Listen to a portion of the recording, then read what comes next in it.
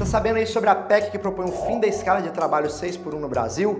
Essa proposta está sendo promovida como mudança para melhorar a vida do trabalhador. Mas, será que é isso mesmo?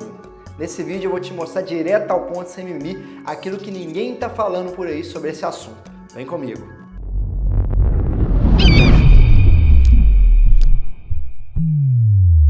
A escala 6x1, para quem não sabe, é o modelo onde o trabalhador rala 6 dias e descansa 1. Agora, e se eu te disser que essa PEC pode esconder armadilhas e consequências pesadas, tanto para os trabalhadores quanto para os pequenos empresários? Porque o que a PEC propõe é acabar com esse modelo tradicional e abrir espaço para uma jornada mais flexível. Essa jornada ela pode incluir uma carga de horário reduzida, quem sabe um 5x2 ou um 4x3, já pensou? Trabalhar 4 dias e folgar 3? Pensando assim, dá até vontade de ir para a CLT, né? Só que você vai entender que não é bem assim, não. A ideia, na teoria, é boa, né? Ela parece ali permitir mais tempo de descanso para o trabalhador, algo que é ok. Só que a grande questão é, será que essa mudança realmente traz benefícios para todos os envolvidos? Ou estamos diante de uma medida que no papel soa bem, mas que na prática esconde uma série de problemas e consequências não planejadas e sempre no final das contas, quem que paga o preço? O mais pobre. Você vai entender. Para entender o impacto real dessa PEC, antes é preciso ver o peso dos custos que uma empresa já enfrenta ao contratar um funcionário. Vamos aqui pensar num exemplo prático. Quando o empresário vai ali e paga, sei lá, R$2.000 para um funcionário, esse funcionário vai receber menos, talvez 1.800, 1.700, dependendo do setor. Só que aquele patrão que pagou 2.000, ele tem um custo muito acima, chega a ser quase o dobro. Vamos colocar aí 3.500, 3.600 reais de tanto encargo que ele tem. Para o pequeno empresário que já trabalha com uma margem reduzida, esses custos tornam a contratação formal um grande peso. Põe agora no papel que esses custos aumentariam ainda mais na medida em que, reduzindo essa jornada e mantendo o mesmo salário, o empreendedor teria de contratar mais pessoas para dar conta daquela mesma produção. Além desses custos altos, o empresário ainda enfrenta no Brasil algo que se chama insegurança jurídica. Aqui existem mais de 460 mil. Eu fiquei bobo quando eu vi esse número. Falei, é isso mesmo? Pesquisei a fundo e é 460 mil normas tributárias diferentes. Isso mesmo, são leis complexas, muitas vezes conflitantes e que mudam de uma região para outra. Para quem empreende, é praticamente impossível conhecer e cumprir todas essas normas. Então, a não ser que a empresa tenha recurso para ter um departamento jurídico robusto, o empresário acaba correndo o risco de multas e penalizações que podem comprometer o futuro do negócio. Então, além de custo altíssimo, há esse risco aí trabalhista, tributário, etc., muito grande.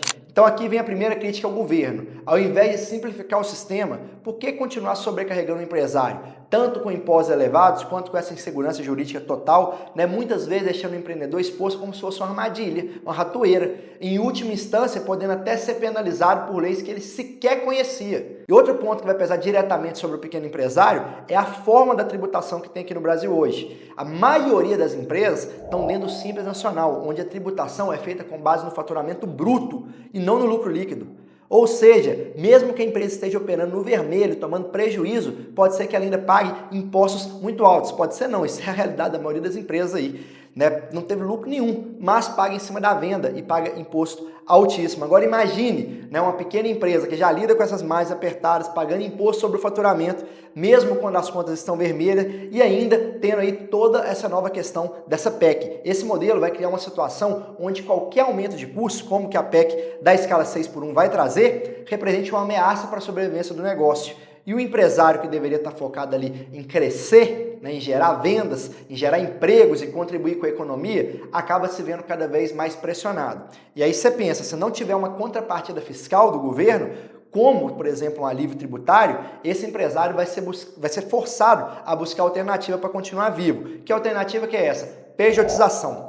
Contratação PJ. Mas será que esse fenômeno dessa pejotização em massa realmente vai acontecer? Vai, porque o STF recentemente já deixou claro que se o trabalhador aceitar CPJ, ele não pode chegar depois e exigir vínculo empregatício não, até porque ele deixou de pagar vários impostos, né? Alexandre de Moraes fez um vídeo aí lindo falando disso. E o que foi decidido em temas como, por exemplo, quem quiser pesquisar, a DPF 324 e o tema 725 de repercussão geral, vão dizer que, na prática, há um respaldo maior para a pejotização. O trabalhador que inicialmente parecia estar protegido pela PEC, pela CLT, ele vai acabar ficando sem nada disso, o que talvez nem seja tão ruim assim, porque pela PJ ele vai ganhar mais. Só que, e o empresário? No final também, por mais que fale assim, ah não, vai fazer isso e tudo, tem algum risco, né? Tem algum risco. Pode ser que acabe ali algum trabalhador levando à justiça, tenha que, né, ter gastos com advogados e etc. Então, fica ruim para os dois lados. E outro ponto que ainda merece um destaque, esse daí talvez seja um dos principais do vídeo,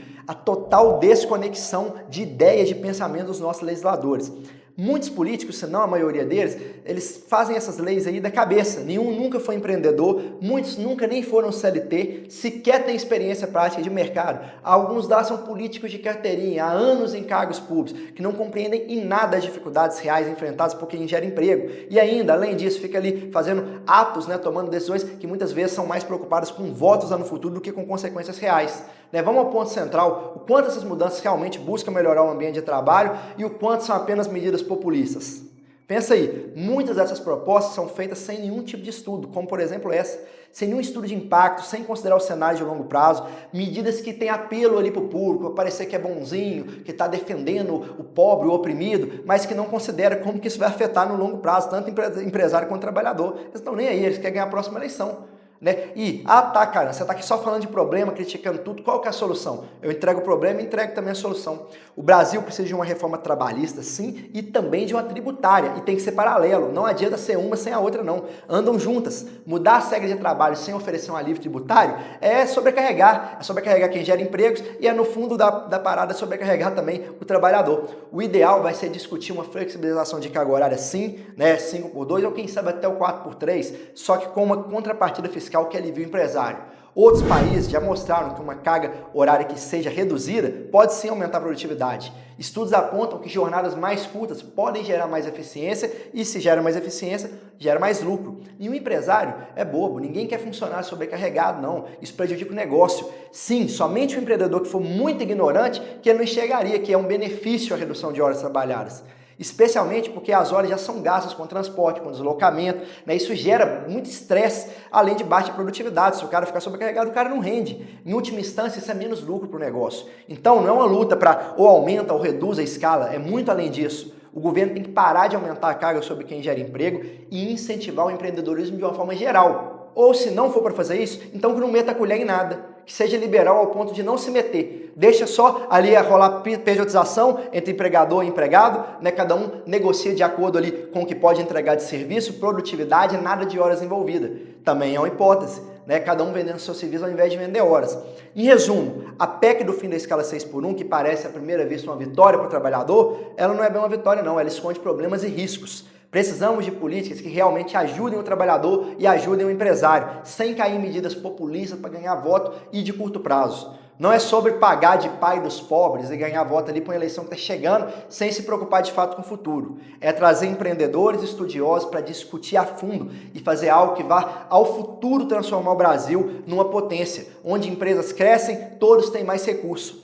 Se você é empresário ou trabalhador e quer ver mudanças reais, comente, compartilhe esse vídeo e vamos juntos cobrar reformas que ajudem o Brasil a crescer. Fique à vontade para inscrever no canal, tamo junto e Deus te abençoe.